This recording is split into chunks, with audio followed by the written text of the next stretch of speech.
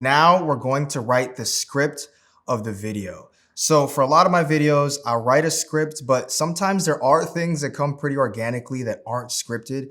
As you'll see in some of my TikTok videos, I have a signature laugh, which actually comes from the fact that I am a stand-up comedian and I do have some jokes where I do that laugh on stage. So I'm a big believer in having a mix of structure, but also some authenticity or spontaneity. But for this exercise, we're gonna go ahead and start writing the script for this video. So for this video, I have an idea. It's related to some videos I've created in the past, but I feel like to talk effectively about keeping a conversation going, I'd like to have some kind of sketch or some kind of scene with two people talking. So this script is going to be a two-person scene that properly highlights how to keep a conversation going. So in this scene, I'm going to make it about two friends that are hanging out and they're having a conversation, but one of them is stuck in the point of the conversation where they don't know what to say next to keep it going. So far in the script, the character is going to open up asking his friend how his weekend was. And his friend is going to say, pretty good. He's with his dog all weekend. And this is the part of the scene where I wanted to try to make it slightly awkward. Like the character who's asking how the other character's weekend was doesn't really know what to say next, right? So the character says, oh, all weekend. And then character two says, yup. Character one says, tell me more about that. And there's like a brief pause because I wanted to make it kind of obvious that the character was trying to figure out how to keep the conversation going. And after character one uses the phrase, tell me more about that, character two gets excited and starts elaborating on what his weekend was like. And then he realizes, wait a minute, I know what you just did. So the purpose of this sketch is to kind of show, but not tell, having character two explain why that phrase can be effective in certain social situations. And so then after character two explains what character one was doing, he says, oh, wow, wait, you just used the phrase, tell me more about that because you didn't know what to say next.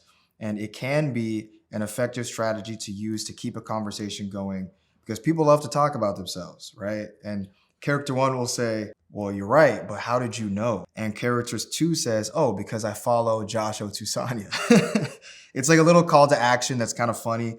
And like I mentioned earlier, I'll close it with kind of that trademark laugh after he says, I follow Josh Otusanya.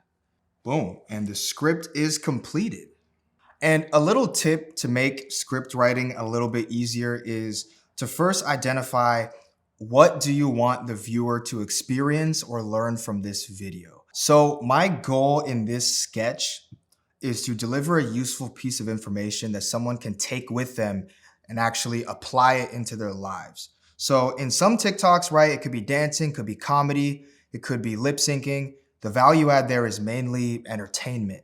In a lot of the videos I make, the value is in the information and the ability to apply it immediately into their life. So the main purpose of this sketch here is to kind of indirectly explain a way to help keep a conversation going that you could use right now. So after I put the script together, I like to do a couple passes over to see if there's any way I can condense the script or maybe even reword a couple things so that what I'm saying comes out clearly and concisely. So I'll be on the lookout for certain phrases that look like it's just a few words too long. If I can say the same thing with less words, then I'll adjust it to that. So the first thing I can see already on the script is towards the end, character two says, hey, you use the phrase, tell me more about that. I don't need to say you use the phrase.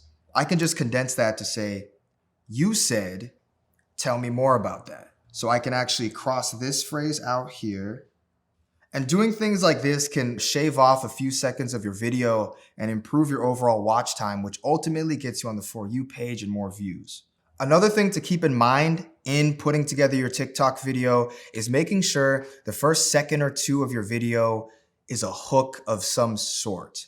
Now, I'll be honest, that's not always a requirement, but it is a best practice because if you think about what a viewer is experiencing on TikTok, They're scrolling through an endless feed of videos. And if they're not hooked, if they don't have a reason to keep watching, they're just gonna swipe away. So keep that in mind. Try to start your video in some way that can grab the viewer's attention. I've seen some TikTokers create some kind of funny scene that happens so fast that the viewer's like, wait, what was that? And it keeps them watching long enough for the creator to get to the point of what they're talking about in the video. So now we've put together the script, we've gone over it a couple times and shortened it up a little bit. Now let's get into the next section where we'll talk about imagery.